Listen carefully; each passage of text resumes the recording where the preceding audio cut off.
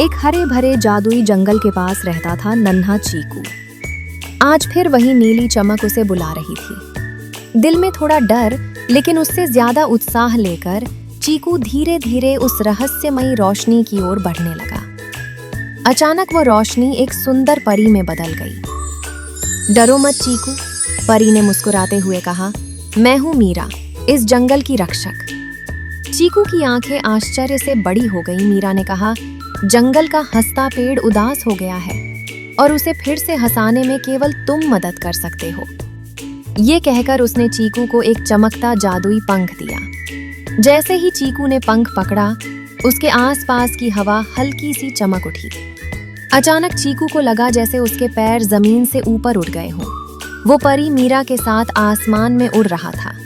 नीचे जंगल के जानवर खुश होकर उनका स्वागत कर रहे थे, लेकिन आगे गहरे जंगल में एक बड़ा पेड़ अब भी उदास खड़ा था।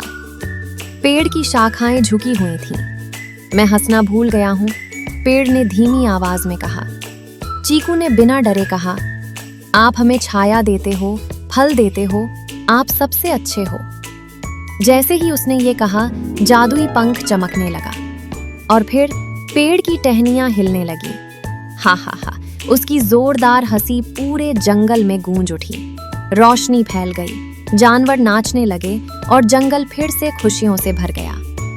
मीरा मुस्कुराई। याद रखना चीकू, सच्ची हंसी ही सबसे बड़ा जादू है। ये कहकर वो चमक में बदल गई और चीकू के हाथ में एक चमकता पत्ता रह गया। चीकू घर लौटा, पर अब वो जानता था जंगल में उसका एक जादुई दोस्त है।